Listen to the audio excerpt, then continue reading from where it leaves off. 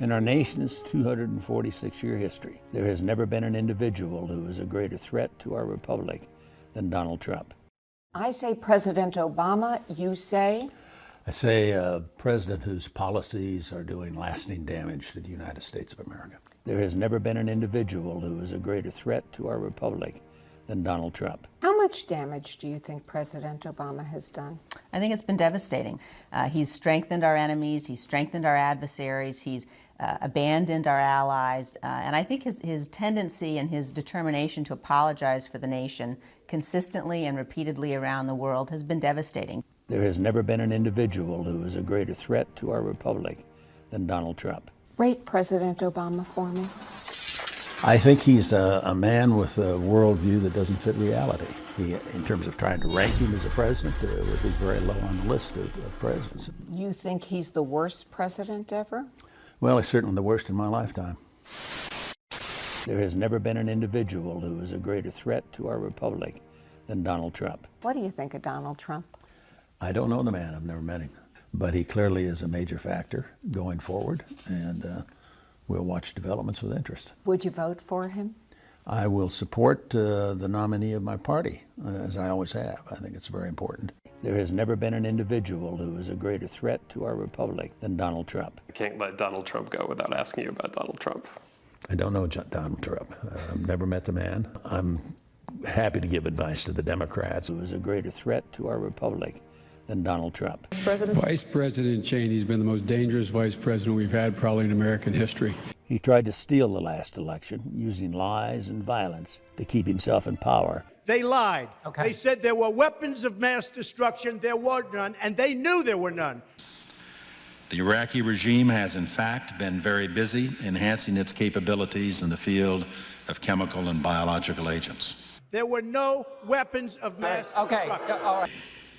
There is no doubt that Saddam Hussein now has weapons of mass destruction. Using lies and violence. Withheld information. I think the Americans knew that he didn't have these weapons. Using lies and violence.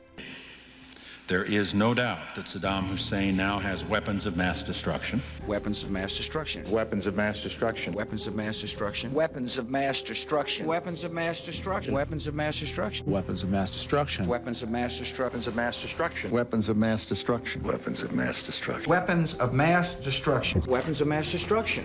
And it turns out to have been a complete and utter hoax.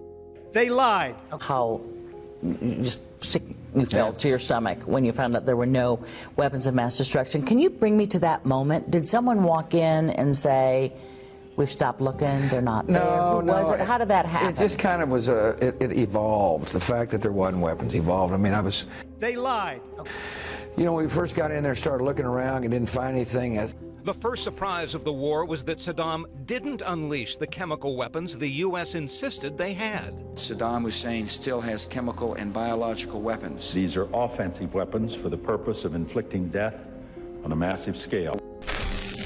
He is a coward. A real man wouldn't lie to his supporters. He lost his election, and he lost big. We cannot ignore voter fraud away. We can't just wish it away. Unfortunately, that's what the media these past weeks has been trying to do. In the most biased reporting I think I've ever seen, where even in headlines they try to claim that the evidence I've seen with my own eyes is somehow not there. We can't wish it away. It is just simply right now a gaslighting attempt on America. This is real. This happened. We have to address it. We are so proud of Liz for standing up for the truth. Our Democratic colleagues have been working to remove this president since the day he was elected. The Democrats have been gleefully proclaiming their desire to impeach this president since he was elected. You know, we have watched now, ever since President Trump was elected, the House Democrats have been careening from impeachment theory to impeachment theory. They've careened from target to target. They have been determined to impeach this president at all costs since he was elected, regardless of the Constitution, and they are fundamentally failing to abide by and live up to their constitutional responsibilities. Searching for an offense on which they could impeach. Failing to find one, Madam Speaker, they have decided to assume one. Rather than attempting to enforce their subpoenas in court, they have also decided to declare it a high crime and misdemeanor when the President of the United States asserts his constitutional privileges.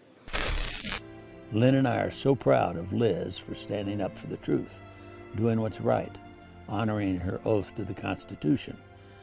The Democrats are asking members of this body to impeach, despite the fact that they have presented no direct evidence of any impeachable offense.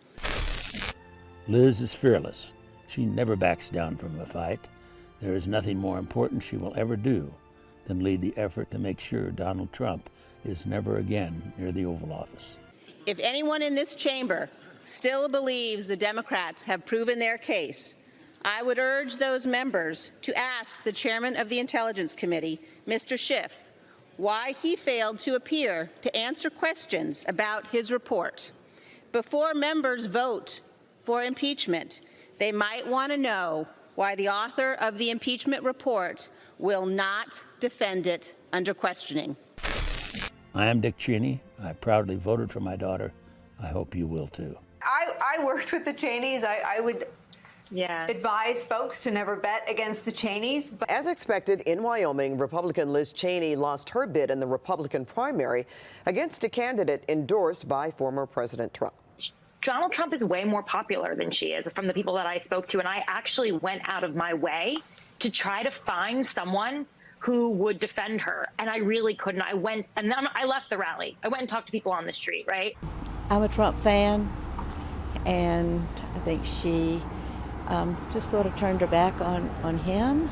I wanted to hear what they had to say. I went to different types of shops, restaurants, everything.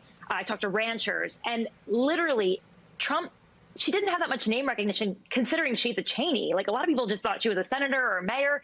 Well, right off the bat, you know, over 70% of the state of Wyoming voted Republican in the last presidential election, and she turned right around and voted against us. She was our representative, not her own. And they weren't willing to go out in a primary and vote for her. And the problem is that the people who said they were going to go out and vote for her were very vehemently against her. And these were the Trump voters. Any regrets about going into Iraq? No, it was the right thing to do then. I believed it then, and I believe it now. No apologies. No apologies. They lied.